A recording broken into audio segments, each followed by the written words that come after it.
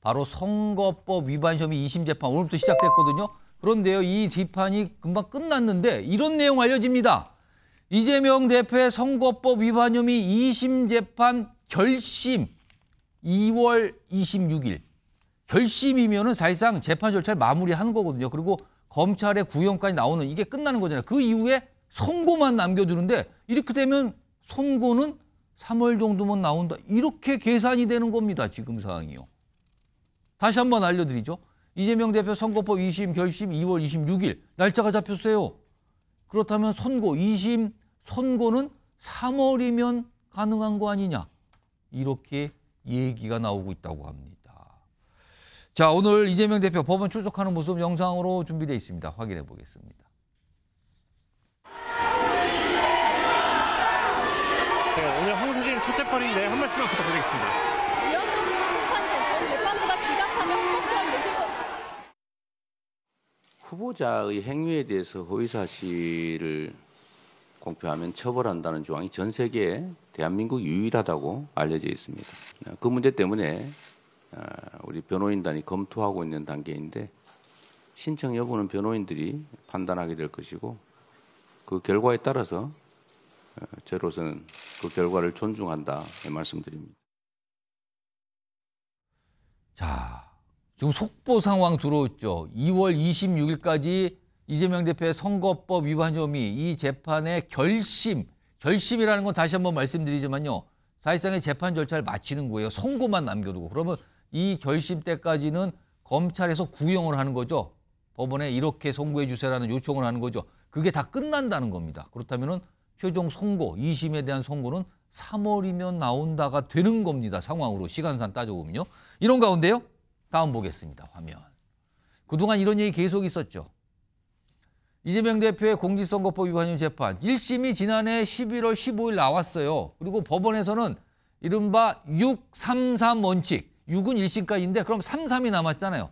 3개월 안에 2심 결과를 내라. 그리고 그 다음에 다시 3심, 대법원심은 3개월 안에 또 내라. 333. 그렇다면 지금 그렇게 따져보면 2심은 2월 15일, 대법원은 5월 15일이지만 이미 시기는 지나가는 거죠. 그래서 결심이 2월 26일. 지금은 3월이 이렇게 졌다라고 나오는 거예요. 그렇다면 3월 2심 결과가 나오는 거는요. 이거 두 분 이 얘기 좀 해보겠는데요. 우선 제가 최수영 평론가부터. 네. 사실은 그동안 정치권의 초미의 관심사지만 그렇죠. 조심스럽게만 얘기했던 게 윤석열 대통령에 대한 헌법재판소의 탄핵 심판 결과가 언제 나오냐. 그리고 이재명 대표의 선거법 위반 혐의 2심 재판 결과는 언제 나오냐. 그렇죠.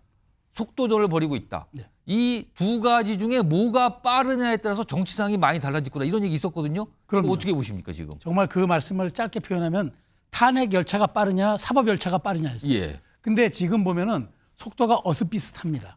그러니까 비슷하다. 그러니까 어슷비슷합니다. 왜냐하면 탄핵 지금 심리는 벌써 윤 대통령이 두 번째 출석하지 않았습니까? 예. 그러면 윤 대통령이 계속 출석한다고 가정해도 뭐 과거의 사례를 비춰보면은 20번 이내에 마무리됐기 때문에 최대치가 19번인가 됐으니까 예. 19회가 됐었으니까 지금 네 번째. 그럼 네 번째잖아요. 어느 정도 예상이 되지 않습니까?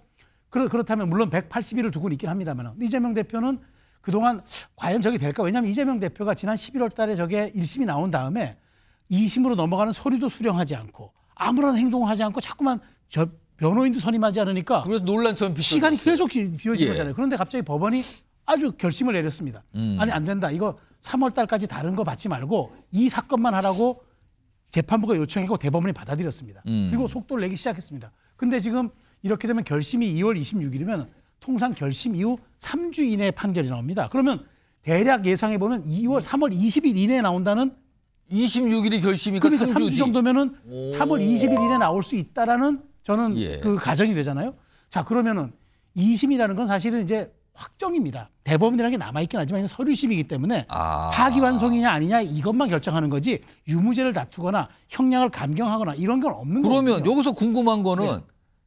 가정을 해봐야 되는 거예요. 네. 윤석열 대통령에 대한 탄핵 심판과 이재명 대표 선거법 관련된 이 2심 결과 중에서 어떤 게 빠르고 어떤 게 늦어지고 이럴 경우 어떻게 달라지는 겁니까? 저는 이재명 대표가 2심 판결이 3월에 나온다면 이재명 대표가 빠를 겁니다. 왜냐하면 지금 탄핵 심리는 아무리 빨라도 4월 18일이 두 분 재판관의 퇴임일이기 때문에 그렇습니다. 그 전에 나온다는 거잖아요. 그러면 4월 10일 어간으로 본다면 이재명 대표 재판이 훨씬 빠른 만약에 거죠. 이 선거법 관련 2심 결과가 먼저 나온다면 먼저 나온다면은 그때는 전선이 여의도의 전선이 여당이 아니라 야당부터 먼저 균열이 오는 거죠. 이재명 대표가 2심의 유죄라는 만일 그 주렁주렁 훈장을 달았다고 할 경우에 이걸 가지고 치를 수 있겠냐라는 반드시 질문이 나오기 마련이고 그렇게 되면 조금 전에 이제 여러 가지 이제 민주당의 잠룡들이라고 하는 분들도 아니 대표가 만일 이렇게 돼서 대통령 당선됐다가 이게 직을 상실하면 어떻게 되느냐. 예. 굉장히 중요한 문제이기 때문에 이 또 더군다나 재판이 이어지느냐 안 이어지느냐 또 더군다나 만일 이게 이 3월이면은 5월 안에 6월 안에 이게 나온다 그러면은 대법원 한개판 나오면은 선거 운동 중에 상실할 수도 있는 만약에 탄핵 심판 결과가 먼저 나오면 어떻게 되는 거죠? 그렇게 된다고 해도 일단 대선 일정이 잡힌 상황에서 2심 결과가 나와버리면 그것도 민주당 입장에서는 대선 일정에서 과연 이걸 어떻게 처리할 것인지 그것도 고민이 되는 거죠. 다만 선순위가 아니라 후순위 고민이 되겠죠. 정기남 교수님 이제 가정을 해보는 게 탄핵 심판이 먼저 나올 경우는 어떻게 되는 거냐? 아니면 선거법 2심 결과가 먼저 나오면 어떻게 되는 거야? 이거 각각 어떻게 되는 겁니까? 상황이? 지금 탄핵 심판이 먼저 나올 가능성이 저는 더 높다고 보여집니다. 자, 과거에 노무현 전 대통령 7차례 변론이 있었습니다. 예. 박근혜 전 대통령 17번의 변론이 있었습니다. 이런 것까지 감안하고 그다음에 이번에 탄핵의 어떤 사유 이것들이 거의 명백하게 나와 있는 상황입니다. 물론 윤석열 대통령과 그 계엄 가담자들이 갖은 수단과 방법을 써서라도 이것을 탄핵 심판을 지연시키기 위한 어떤 변론 전략을 펼 겁니다. 예. 그럼에도 불구하고 사안 자체는 대단히 내란 핵측이라고 하는 것이 분명한 상황에서 탄핵 심판 자체가 마냥 국정 혼란을 방치하면서 끌고 갈 가능성은 높지 않아 보인다. 예. 자, 그래서 저는 탄핵 심판이 먼저 있을 걸로 보여집니다만 뭐 그야 우리가 알 수 없는 알 거죠. 수 없어요, 지금은. 자, 그러나 좀 전에 최수영 평론가께서 잘 말씀해 주셨습니다만 상당히 희망 섞인 반응이다. 무슨 얘기냐면 선거법 2심이 만약에 지금대로라면 3월 중에 예. 아마 결론이 날 가능성이 있지요. 예. 그러나 거의 최수영 평론가의 근거는 전제는 이재명 대표의 유죄를 전제라고 있다. 그러나 그러라는 법은 또 없다. 예. 결국은 이재명 대표가 1심에서 상당히 과도한 형량을 받았습니다만 2심 재판부에서 어떤 판결이 나올지는 사실은 예측 불허인 상황이다. 그래서 시기만 놓고 얘기하는 것도 의미가 있겠습니다만 예. 선거법이 결과 무죄가 나왔을 경우 또 나서 선거법이 피선거권에서 제약받을 수 있는 높은 형량이 나왔을 경우 여기에 따라서도 달라질 수 있다. 또 다른 세부 시나리오가 나타난다는 자, 거네요. 그럼에도 불구하고 예. 답답한 것은 있습니다. 자, 윤석열 정권이 만약에 검찰 정권이었다면 예. 지금 나라의 운명과 미래가 왠지 사법부에게 맡겨져 있는 형국입니다. 사법부가 이것을 이렇게 할 수도 있고 저렇게 할 수도 있고 예. 이런 거 아니냐라는 그 시중의 여론도 있습니다만 중요한 것은 사법부가 정치적 고려 없이 좌우우면하지 않고 정말 법리에 입각해서 신속하게 판결하는 그런 입장을 취해주는 것이 그 어느 때보다도 중요해졌다. 이 얘기를 드리고 싶습니다. 이런 상황에서 오늘 이재명 대표의 이 선거법 위반 재판 관련해서 위헌법률심판 제청 이런 얘기가 나왔어요. 그러니까 법이 문제가 있으니까 이거 헌법재판소가 따져주세요. 그러면은 만약에 그게 받아줘서 헌법재판소가 따지는 동안에 재판이 멈추는 상황이 되거든요. 그럴 가능성이 있어요. 이와 관련된 내용이 있는데 화면을 정리해 보겠습니다. 이겁니다. 이재명 대표 측에서 선거법 요거 위헌법률심판 제청 검토 중입니다. 이거 제청을 신청하는 걸 검토 중이다. 이런 얘기가 나왔어요. 그러자 이 얘기가 어제 밤부터 조금씩 나왔거든요. 그러자 여당 내에서 주진우 의원 반응이 이래요. 아니 선거법의 처벌 규정 이거 수십 년간 적용된 건데 이거 노골적 재판 지연 전술 아닙니까 지금? 이런 얘기가 나와요. 이런 가운데 또 이재명 대표 측에서는 이게 지난 17일 재판부에 증인 신청서 7건 제출했대요. 그럼 증인이 늘어나게 되면 시간이 더 걸리게 되는 거잖아요, 지금요. 이런 걸 다 상황이 있는 상황에서 지금 아까 결심이 2월 26일 이렇게 나온 거예요. 이와 관련해서요. 오늘 이재명 대표도 질문을 받고 좀 기자회견 질문 받고 얘기하고요. 그다음에 요게 여당에서도 여러 가지 좀 반응들이 좀 나왔어요. 요게요. 요 내용들이. 요 하여튼 목소리 좀 들어보겠습니다. 이재명 대표의 재판 지연을 위한 황당무계한 침대 축구 전술이 점입 가경입니다. 이재명 대표는 법원에 본인의 공직선거법 위반 조항, 즉 허위사실 공표 조항에 대한 위헌법률 심판 제청 신청을 검토하고 있다고 합니다. 본인의 생존을 위해 나라의 선거법을 바꿔달라고 요청하는 게 말이 됩니까?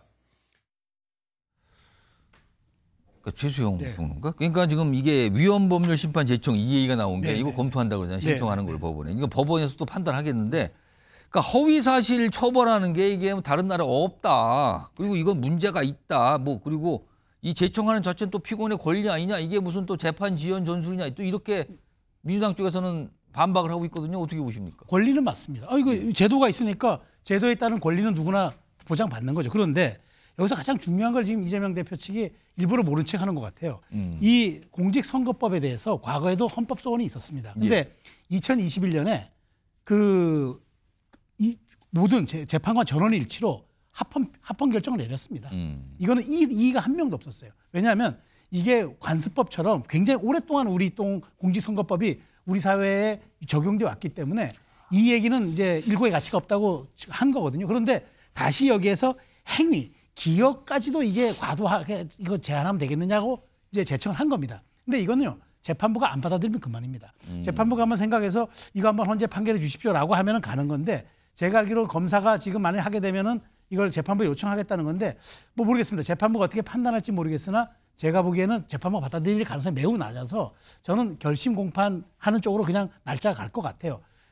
이재명 대표가 정말 여기서 하나 좀 뺀 게 있는 게, 이게 2021년에 대법원이 그러니까 헌재가 합헌 판결을 내린 거를 모르고 한 건지 아니면 모른 척 했는지 는 모르겠습니다만은 이게 피의자의 권리라는 이유 하나만으로 하는 건데, 이건 시간 끌기 분명해 보입니다. 그렇기 때문에 이재명 대표가 차라리 진실 법정에서 다투는 게 빠르지, 이걸 가지고 며칠 더 끈다고 해서 해결될 문제는 아니라고 봅니다.